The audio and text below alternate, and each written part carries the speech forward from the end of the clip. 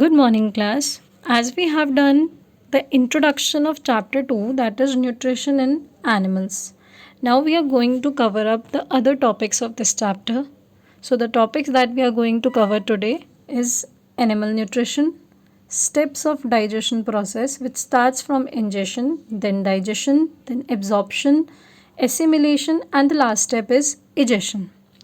So basically, firstly, we will start with animal nutrition. We, the human beings, are also counted in animals because we both are having same kind of life.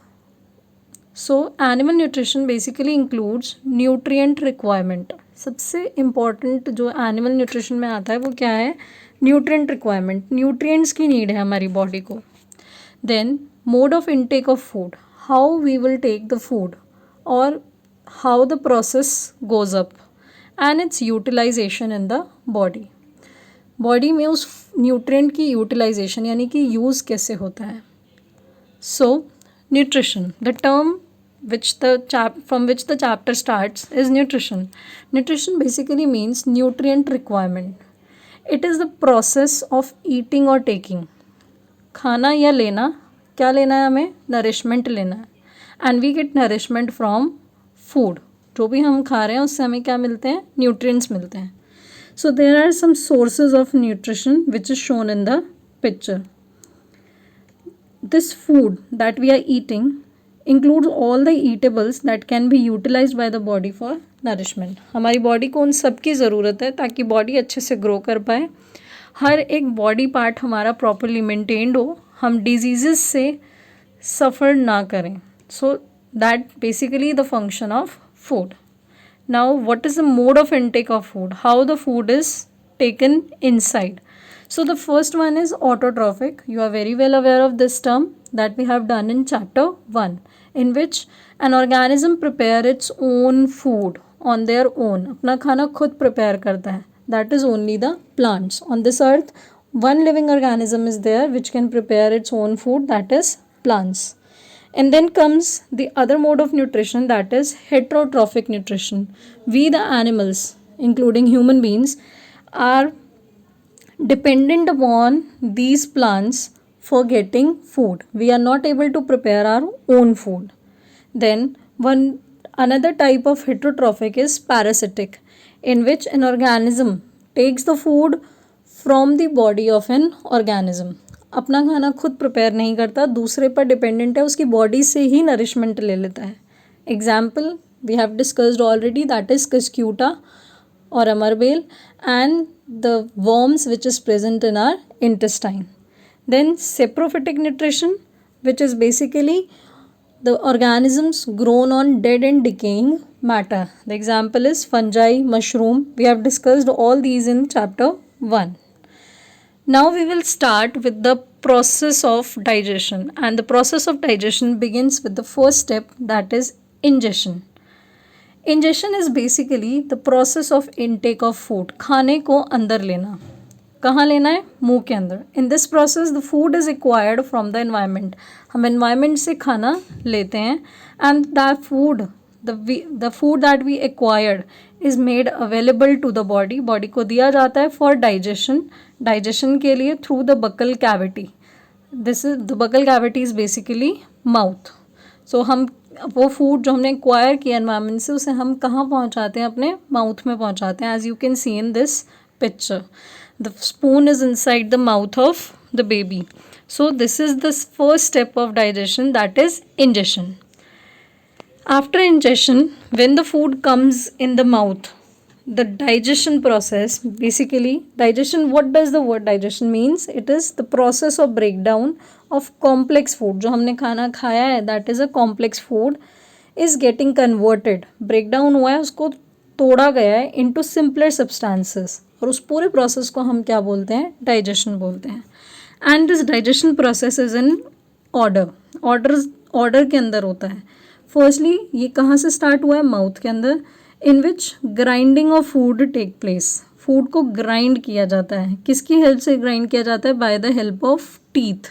हमारे mouth के अंदर teeth present हैं जो कि food को क्या कर देते हैं, ग्राइंड कर देते हैं, and it is known as physical breakdown. Physically ये काम किया गया है तो this is known as physical breakdown. Then the sugar is formed. सबसे पहले जो हमने फूड खाया है, हर फूड के अंदर कार्बोहाइड्रेट प्रेजेंट होता है। कार्बोहाइड्रेट या तो स्टार्च की फॉर्म में प्रेजेंट होता है या फिर शुगर की फॉर्म में प्रेजेंट होता है।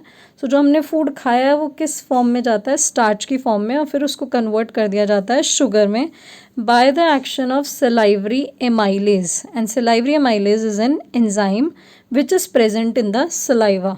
Saliva is basically the liquid thing present in our mouth, the watery liquid, that is saliva. It is having the enzyme which is known as salivary amylase. After this the food will pass. अब food कहाँ होगा, नीचे जाएगा by the help of tongue. टंग उसे swallow कराएगी and it passes through the esophagus.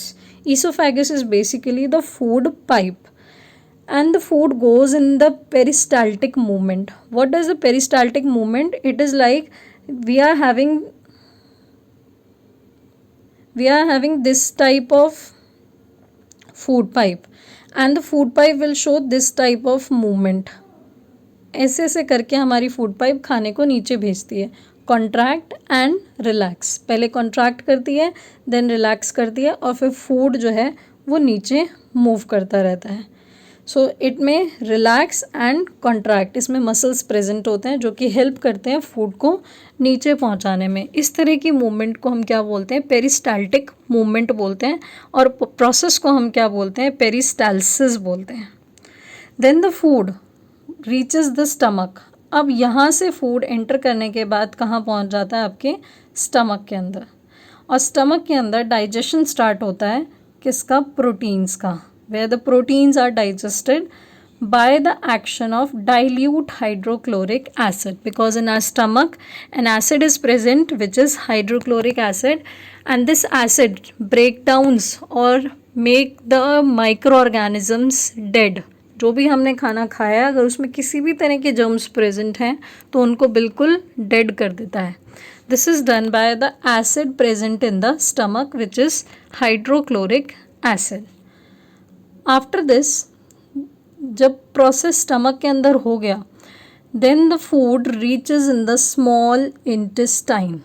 आपके stomach से खाना कहाँ पहुँचेगा, स्मॉल इंटेस्टाइन में, and in small intestine, basically small intestine is a site of complete digestion, जहाँ पर हमारा खाना प्रॉपरली डाइजेस्ट होता है। और क्या क्या डाइजेस्ट होता है, that is carbohydrate, proteins and fats. You can see this is your small intestine, अंदर की तरफ होता है। ये बिल्कुल एक छोटे से एरिया के अंदर सारा कॉइल्ड अप होता है, कॉइल्ड है, इकट्ठा हुआ हुआ है। So the digestion of this main site is small intestine. After this there is bile juice secreted from the gallbladder. When you will look at the diagram of digestive system, you will find out gallbladder there, and from that bile juice is secreted which makes the food that is acidic. stomach से जो food आया वो क्या था, acidic था। अगर वो food directly small intestine में चला जाएगा तो हमारी small intestine की wall जो है वो burn हो जाएगी। so directly small intestine में नहीं जाता है।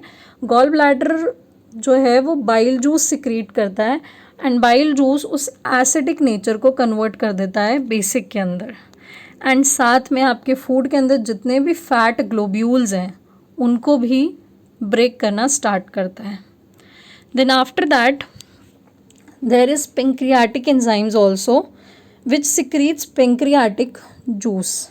पेंक्रियाटिक एंजाइम्स जो पेंक्रियाज में प्रेजेंट हैं वो पेंक्रियाज से क्या सिक्रीट करते हैं, पेंक्रियाटिक एंजाइम्स, और फिर वो क्या बनाता है, पेंक्रियाटिक जूस, और वो भी हमारे फूड के ऊपर एक्ट करता है। और ये एंजाइम्स के अंदर और भी दो एंजाइम्स इंक्लूडेड होते हैं, one is trypsin and another is your lipase. You can see in the picture, this is the structure of pancreas. After this the enzyme is also helpful in the process of the enzymes in the intestinal juice secreted by the intestine convert protein into amino acids. जो आपके protein हैं उसकी simplest form में convert कर देता है, that is amino acids, और complex carbohydrates को कन्वर्ट कर देता है ग्लूकोज के अंदर, एंड फैट्स को कन्वर्ट कर देता है फैटी एसिड्स एंड ग्लिसरॉल के अंदर। प्रोटीन्स जो हैं वो अमीनो एसिड से बने हैं, तो प्रोटीन्स कन्वर्ट हो जाते हैं अपनी सिंपल फॉर्म यानी कि अमीनो एसिड्स में। कार्बोहाइड्रेट की सिंपल फॉर्म होती है ग्लूकोज, तो जो भी हमने फूड लिया है कॉम्प्लेक्स फॉर्म में वो कन्वर्ट हो जाएगा सिंपल फॉर्म यानी कि ग्लूकोज के अंदर। हमारे फूड के अंदर फैट भी प्रेजेंट है, वो फैट का सिंपल फॉर्म क्या होता है, फैटी एसिड्स एंड ग्लिसरॉल। तो जब डाइजेशन होगा तो वो आपका जो फैट है वो किस में कन्वर्ट हो जाएगा, फैटी एसिड्स एंड ग्लिसरॉल के अंदर। देन जो भी आपका डाइजेस्टेड फूड है now is present in the small intestine, और स्मॉल इंटेस्टाइन में उस फूड का क्या स्टार्ट हो जाता है, एब्जॉर्प्शन, एब्जॉर्ब करना स्टार्ट करता है। कौन एब्जॉर्ब करता है, villi. Basically what are villi, they are the finger like projections. ये ऐसे ऐसे स्ट्रक्चर्स होते हैं स्मॉल इंटेस्टाइन के ऊपर। अब ऐसा क्यों होता है, it's just because it increases the area of absorption of food. अगर ये पूरा स्ट्रेट होगा तो इतना ही एब्जॉर्ब कर सकता है, बट अगर ये ऐसे फिंगर लाइक प्रोजेक्शंस हैं तो फूड यहाँ भी आपका इसके ऊपर प्रेजेंट हो जाएगा, यहाँ भी चला जाएगा, यहाँ भी चला जाएगा, और ऐसे करके इतना सारा फूड क्या हो सकता है, एब्जॉर्ब हो सकता है। But in this case the food is present only on the surface. So villi के अंदर फिंगर लाइक प्रोजेक्शंस हैं जो कि क्या करते हैं, ज़्यादा फूड को एब्जॉर्ब कर पाते हैं। Then after this absorption it is a process by which the products of digestion, जो डाइजेस्ट हुआ, सिंपलर फॉर्म्स बनी, लाइक कार्बोहाइड्रेट की ग्लूकोज बनी, और आपके प्रोटीन की अमीनो एसिड बनी, फैट की फैटी एसिड और ग्लिसरॉल बनी, उनको क्या करेगा, एब्जॉर्ब करेगा by the blood to supply to the rest part of the body. Because work हमारी बॉडी के और दूसरे पार्ट्स को भी करना है, तो फूड की नीड उन्हें भी है, तो खाना हमारे इस पार्ट से बाकी के पार्ट्स में जाता है, so that all the parts can work properly. And after this the assimilation process is there. In this the supplying process starts and all the absorbed material to the different parts of the body, different parts of the body में भेज दिया जाता है for maintenance activities of the cell। जो भी हमारे cells हैं रोज़ काम कर रहे हैं तो they may get rupture और they may get die, तो वो फूड से दोबारा क्या होंगे, कंबाइन हो जाएंगे ईजिली और वो प्रिपेयर कर पाएंगे फूड को।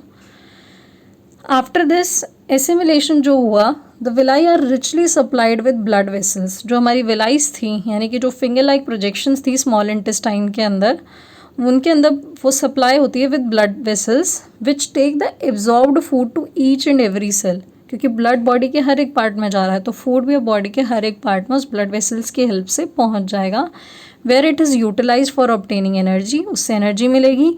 We will build new tissues and the repair of all tissues, जितने भी पुराने टिश्यूज़ हैं उनकी रिपेयरिंग भी हो जाएगी। अब इसके बाद सारा डाइजेशन का प्रोसेस हो गया, लेकिन कुछ फूड ऐसा होगा जो कि क्या होगा, हमें नीड नहीं होगी बॉडी को, तो that food is known as unabsorbed food. अब उसे स्मॉल इंटेस्टाइन से कहाँ भेज दिया जाएगा, लार्ज इंटेस्टाइन में, जिसमें बहुत सारी विलाई प्रेजेंट होती हैं which absorbs water from the material. जो भी आपने खाना आगे भेजा है जिसकी आपको नीड नहीं है वो उसमें से भी अभी क्या कर लेगा, जितना वाटर है वो सारा एब्जॉर्ब कर लेगा, बिकॉज हमारी बॉडी के अंदर 70% वाटर प्रेजेंट होता है। सो बेसिकली वो 70% वाटर जो है वो कहाँ पे प्रेजेंट होता है, लार्ज इंटेस्टाइन के अंदर उसका एब्जॉर्प्शन होता है। आफ्टर दिस अब जो रेस्ट ऑफ द मटीरियल बचा जिसके अंदर वाटर भी प्रेजेंट नहीं है, दैट विल बी रिमूव्ड। अब उसे बॉडी से बाहर निकाल दिया जाएगा via the anus, because now that food will become toxic for the body, वो हमारे लिए पॉइजनस है। अब बॉडी को उसमें बॉडी में उसको रखने की नीड नहीं है, सो अब हम उसे बॉडी से रिमूव आउट कर देंगे, and this process is called as egestion, बाहर निकालना या एक्सक्रीशन भी बोल सकते हैं। So basically this is egestion. Now you can review the digestive system. We eat the food, it goes inside our mouth where the teeth and the tongue and the saliva helps in grinding, crushing and making the food to move further. Then it goes in esophagus and then it reaches to stomach. Stomach के अंदर acid present है जो कि हमारे food के अंदर जितना भी जर्म्स वगैरह थे उन सबको डाई करा देगा। अब ये फूड डायरेक्ट स्मॉल इंटेस्टाइन में नहीं जाएगा, बिकॉज यहाँ से पहले आपका बाइल जूस सिक्रीट होगा जो कि उस फूड जो आपका एसिडिक फूड है उसको बेसिक फूड के अंदर कन्वर्ट करे. देन और भी जूसेस इसके ऊपर एक्ट करेंगे and the food will reach to small intestine. Small intestine में विलाइज हैं जो कि फिंगर लाइक प्रोजेक्शंस होती हैं जो ज़्यादा फूड एब्जॉर्ब करती हैं. And then after that the food will go to large intestine. Large intestine में जाएगा, वहाँ जाकर भी फूड में जितना भी वाटर मटेरियल है वो उसे भी एब्जॉर्ब कर लेगा. आफ्टर दैट अब फूड की नीड नहीं है तो उसे बॉडी से एक्सक्रीट आउट कर दिया जाएगा फ्रॉम दी एनस. सो ये पूरा हमारा प्रोसेस था कि एक ह्यूमन बॉडी के अंदर डाइजेशन कैसे होता है. So go through the video properly. Whatever doubt is there you can ask me. That's it for today. Thank you.